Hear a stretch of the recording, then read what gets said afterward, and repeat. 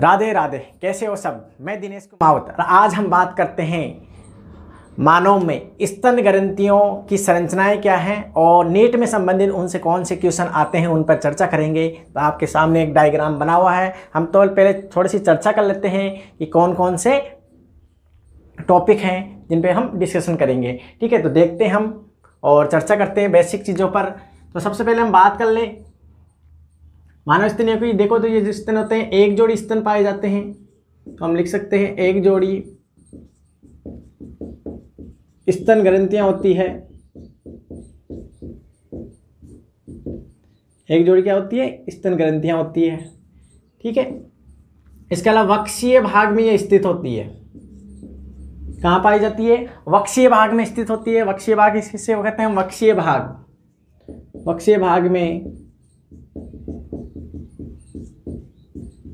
स्थित होती है। इसके अलावा हम बात करें वक्षीय भाग में स्थित होती है। और नर में अक्रियाशील होती है, जबकि मादा में क्रियाशील होती है। मादा में क्या होती है? क्रियाशील होती है। इनका आकार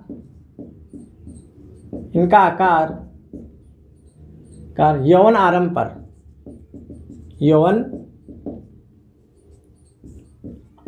पर बढ़ता है, परंतु सगर्भता के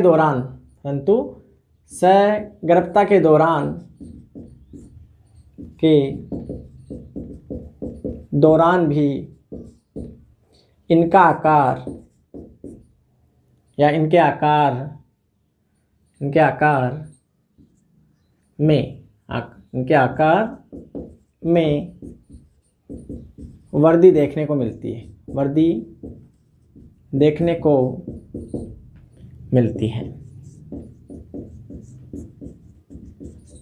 आकार में देखने को वृद्धि मिलती है। तो वशीय उत्तक की बात करें तो दो प्रकार के हैं।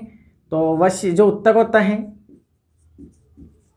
यहाँ पर दो प्रकार के हैं। एक तो ग्रंथिल उत्तक होता है। ठीक है, ग्रंथिल उत्तक पाए जाते हैं हम, तो ये वशीय उत्तक हो गया। और ग्रंथिल उत्तक होता है और एक प्रकार का क्या है? एडिपोज उत्तक है। ठीक है, तो एक तो ग्रंथिल उत्तक हो गया, ग्रंथिल उत्तक। एक होता है वशीय उत्तक, और वशीय जो उत्तक होता है वो एडिपोज उत्तक होता है। एक प्रकार से उत्तक का मतलब कोशिकाओं का समूह। तो सामान्य रूप से क्या होगी? एक जोड़ी स्तन ग्रंथियां पाई जाती है, वक्षीय भाग में स्थित होती है, नर में अक्रियाशील होती है, जबकि मादा में क्रियाशील होती है। इनका आकार यौनांग पर बढ़ता है, सगर्भता के दौरान भी इनके आकार में वृद्धि देखने को मिलती है। तो उत्तक की बात करें तो ग्रंथिल उत्तक और वशीय उत्तक का जमाव पाया जाता है इनके ऊपर। तो हम संरचना में देखें तो सबसे बाहर से हम देखें तो स्किन है। यहाँ पर देखो खूब सारे क्या है? 15 से 20 लॉब्स पाए जाते हैं। ठीक है, तो हम एक बार इसको वापस देखते हैं, आप नोट कर सकते हो इसको। ठीक है, हम नोट कर लें उनको। ठीक है, स्क्रीनशॉट ले सकते हो। हम आगे बात करें इसकी। हम बात करें तो कि प्रत्येक स्तन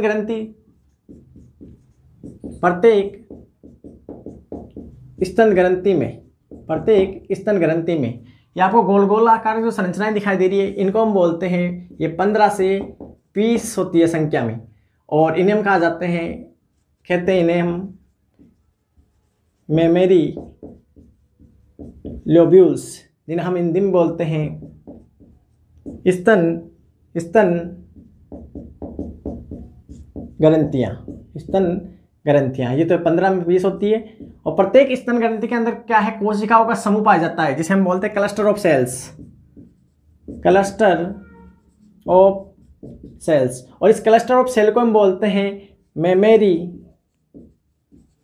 मेमरी ग्लैंड्स। क्योंकि हम बार बार क्या लिख रहे हैं? मेमरी शब्द। ये मेमरी शब्द, तो ये मेमरी जो शब्द लिखा जाता है, ये मेमरी खासतौर से मैमल से, तो स्तन ग्रंथियां मैमल्स यानी स्तनधारियों से रिलेटेड होती है।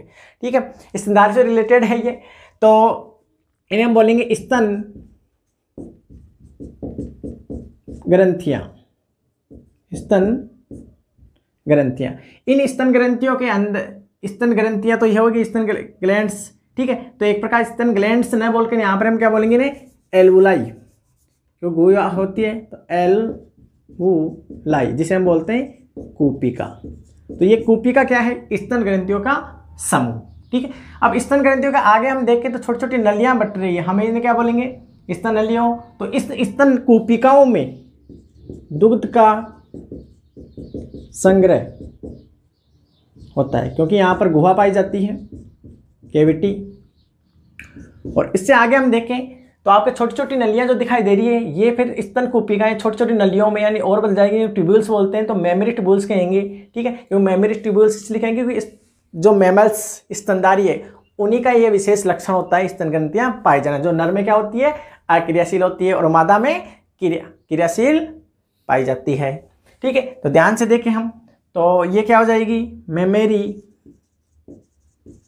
मेमरी ट्यूब्यूल्स, इन्हें बोलते हैं हम स्तन नलिकाएं। क्या बोलते हैं हम, स्तन नलिकाएं। स्तन नलिकाओं के बाद हम बात करें तो स्तन नलिकाएं फिर क्या और छोटी छोटी नलियों में बढ़ जाती है, जिन्हें हम क्या बोलेंगे, स्तनवाहिनी। तो हम बोलेंगे उन्हें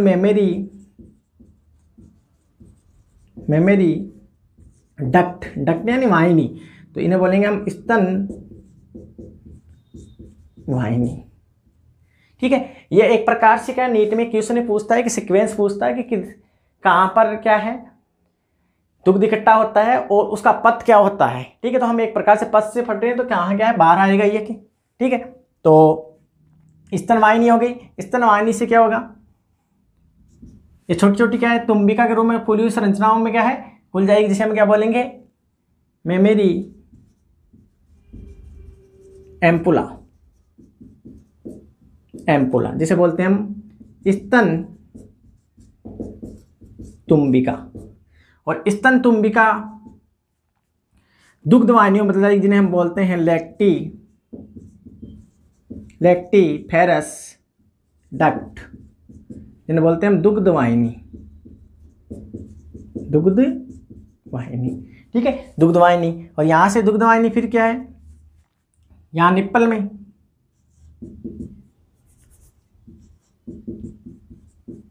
निप्पल, जिसे हम चुचूक कहते हैं, और निप्पल से क्या होगा, मिल्क बाहर आ जाएगा, ठीक है, बाहर। तो इस प्रकार हम ध्यान से देखें तो आपको एक पत्र दिखाई दे रहा है कि 15 से 20 क्या होती है, इनमें पाई जाती है जो गोलाकार संरचना, इनको बोलते हैं स्तन ग्रंथियां, इस मेमरी लोब्यूल्स।